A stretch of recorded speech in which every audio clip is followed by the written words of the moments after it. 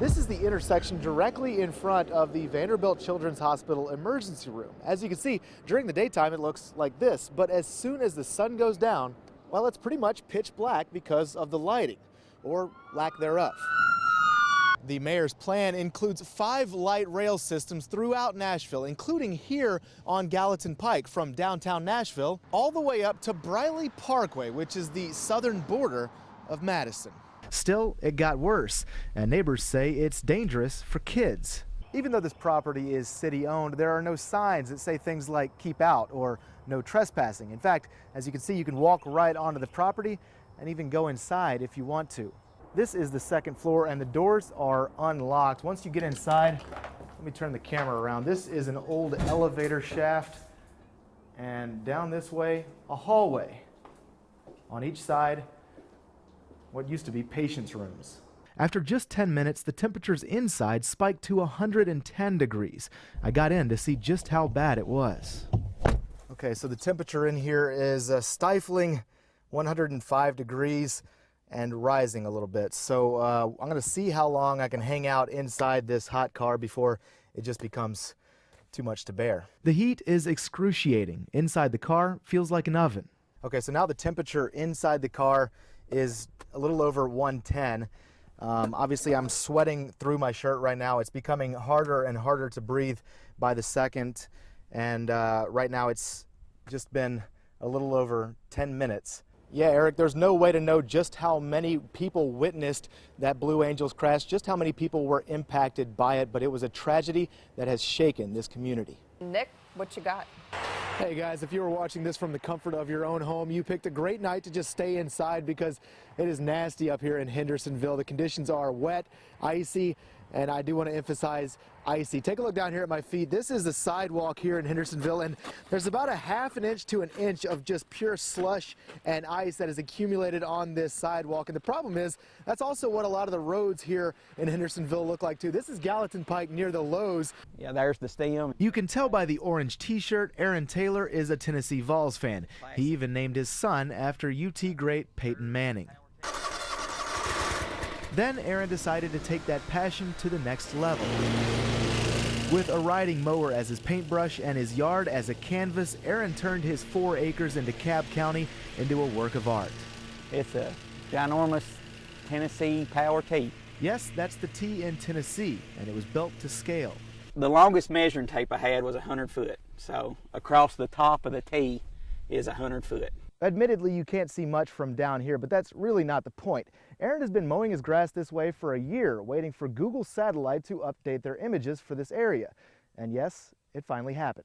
The Power T is officially on the map. I immediately put it on Facebook to show all my Tennessee friends. Now his work has gone viral. Aaron says even the University of Tennessee has reached out asking about it. Yeah, my phone's not stopped vibrating all day. Aaron Taylor is now a popular man in Tennessee sports. Yeah, they're saying I'm definitely a Vol for life. Google updates its images every few years, so Aaron will keep mowing like this, knowing other Vols fans are just a click away. In DeKalb County, Nick Caloway, News 2 at 10. Resting in the shadows of the new Nashville. This old building in the Gulch is getting a new look. Just bring some life to this wall. Artists Nathan Brown and Chris Zidek. I'm working on a large geometric gradient piece. 2 different styles on one wall. He's coming from the other side, and we're going to meet in the middle with both of our styles. It's a trend all around Nashville. Murals painted on buildings old and new, popular spots for selfies and city pride. Nashville's next mural project is an ambitious one. The idea is to take that, a 13-story abandoned grain silo, and give it a makeover. The old silo towers over the Nations neighborhood in West Nashville. It's an eyesore for many who welcome a change. World-renowned Australian artist Guido van Helten has signed on to transform the silo. Guido specializes in large-scale works of art on buildings, silos, even boats. I find these buildings and these structures interesting. I like their look, I like the aesthetic of this old concrete, and I like to bring human images out of the concrete. Guido was introduced to the neighborhood Tuesday. He'll start painting over the weekend. In the meantime, he'll choose his muse, whose face and form will grace the side of the silo, possibly for decades to come. In a city like Nashville, change is inevitable. It's only a matter of time before many of these old buildings are gone. In the meantime, a lucky few are getting new life. If it makes somebody smile, I'm down with that. Nick Caloway, News 2. Standing high over the nation's neighborhood in West Nashville is a familiar building with a familiar face, a likeness with incredible accuracy. That is according to the man who owns the face. Oh, perfect. Couldn't be any better. Every little crease and wrinkle is great. This is Lee Estes. He's lived in the neighborhood his entire life, all 91 years. And not just living here, but also giving back. He's been volunteering at St. Luke's Community House most his life, helping kids and seniors. I teared up a little bit. Couldn't think of a better person for him to put on that silo. Such a fixture here, some say those wrinkles, those lines, form a map of the nations. I mean, Mr. Estes has always been in this community, and I feel like with him being there, he's kind of like watching over the community. So I think it's refreshing to, especially with the change happening, it's nice to see a familiar face in the community. For almost a century, Lee Estes has watched his neighborhood, his city, change. Never faster than it is right now. Never thought anything like this would be in this part of town, especially building two houses on a small lot. The mural is more than just a portrait. It's a representation of the old Nashville making way for the new. Lee watching the neighborhood evolve, at the same time standing as a protective figure. He, to me, represents the older generation of this neighborhood who have been here for a long time and are witness to the changes going on in the neighborhood.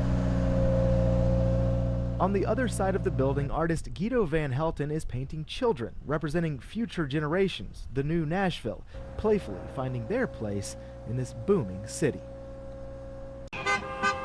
As white nationalists prepare to march on Shelbyville, counter-protesters beat them to the punch. No hate, no fear. Everybody's welcome here. Taking to the streets with messages of unity and love, and that everyone is welcome, except for one group. It would be lovely if the white supremacist groups would instead turn around and reconsider their choices. Metal barriers have been put up to keep Saturday's protest isolated to one area. A couple of blocks away, public works crews are prepping downtown, hoping to keep any crowds away from the square. Most of the businesses along the square here in downtown Shelbyville do plan on closing Saturday amid concerns about safety. Y'all have fun tomorrow night. Be careful. At the J. Jordan Boutique, owner Jennifer Thompson decided to close the store, even if it means losing business. We don't really want to give attention to the rallies that are taking place in Shelbyville, and for the safety of my employees and customers, I felt it was better to close. Police have had a strong presence leading up to the rally, and locals have noticed. I just feel a lot safer. I feel a lot more at peace with this weekend happening. Stores around town put out signs letting customers know they'd be closing Saturday, along with messages of support for the people of Shelbyville. As this small town braces for the worst, but hopes for the best. In Shelbyville, Nick Caloway, News 2. News 2's Nick Caloway joined us live from the Inter-Asian Market on Nolensville Road with more on this bizarre story, huh, Nick?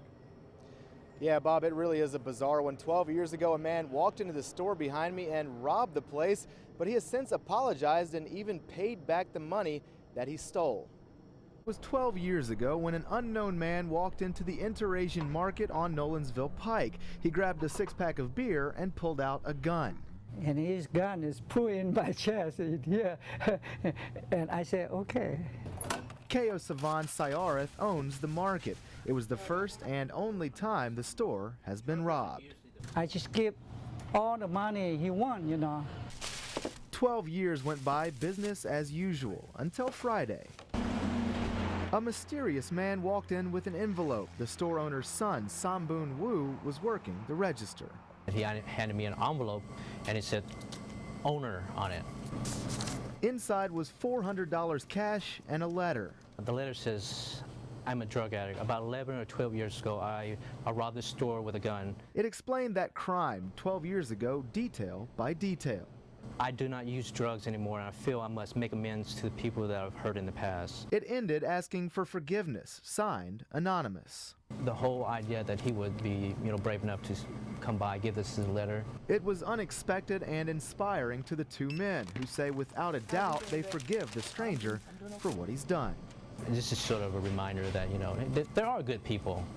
They just need a second chance sometimes. The store owners are holding on to that letter to remind them of what happened. K.O. Savan says he hopes the stranger comes back one day so he can meet the man who had the courage to make amends for what he's done. I really want to make friends with that kind of person. Here's a fun fact. 12 years ago during that robbery, the suspect got away with about $300 in cash. On Friday, when he dropped the letter off, there was about $400 in the envelope. The store owners here are guessing that that is just interest, but they say it's really not about the money. Reporting live in South Nashville, Nick Caloway, News 2 at 10. Oh, good get. Rebecca Mason and Bob Goodrich both love staying active. But they have much more than tennis in common. They're both part of a kind of club they never meant to join. Rebecca was diagnosed with breast cancer 7 years ago. I had a double mastectomy and hysterectomy, and now I'm 7 years cancer-free. That was right around the time these two became friends. Then a few months ago, Bob was diagnosed with leukemia. I have not been very far away from either the Vanderbilt Hospital or the Vanderbilt Clinic since December. Years ago, Bob was there supporting Rebecca. Now she's there for him. Standing on the sidelines, watching him go through it is very difficult, so I just felt like I wanted to do something for him. So Rebecca is running the half marathon this weekend and dedicating her run to Bob. I feel like he has gone through so much pain and so much with the chemo and the hospitalizations. Running kind of is a way for me to feel a little bit of that pain. Along the way, she's raising money for the Leukemia and Lymphoma Society. So far, she's raised nearly $4,000 to support research and patients like Bob. Well, it's overwhelming. I try to tell her I'm grateful, and that makes her mad. But I am very grateful. It means a lot. Bob is now in remission, but his fight is not finished. Luckily, he's not in it alone.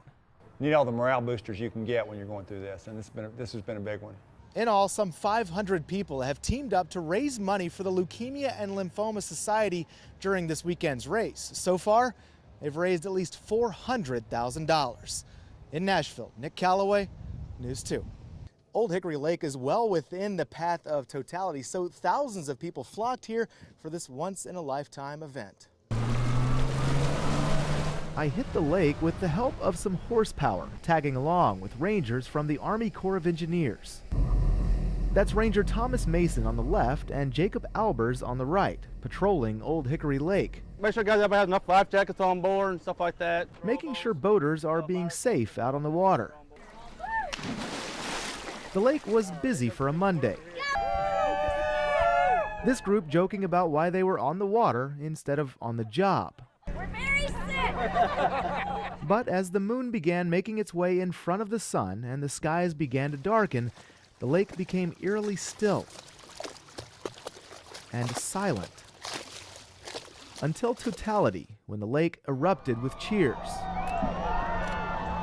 and honking horns from anchored boats. So here we are in totality, and I'm going to turn the camera around so you can see this. There is a sunset in every direction, 360 degrees. The views from the water were incredible, boaters soaking in the rare sight in the comfort of swimsuits and flip-flops. Oh my gosh, it was amazing. Just waiting in the anticipation. I kept saying, oh my goodness, I can't believe it. And then look, kids are like, are you okay, Mom? I was like, You know, to experience this is just absolutely amazing. The eclipse was awesome. It was probably one of the best things I've ever witnessed. I actually got something out of science class today. Old Hickory Lake sat in darkness for roughly 2 minutes and 35 seconds, a fleeting moment that, by all accounts, lived up to the hype. It was absolutely worth it. Absolutely worth it. On Old Hickory Lake, Nick Caloway, News 2.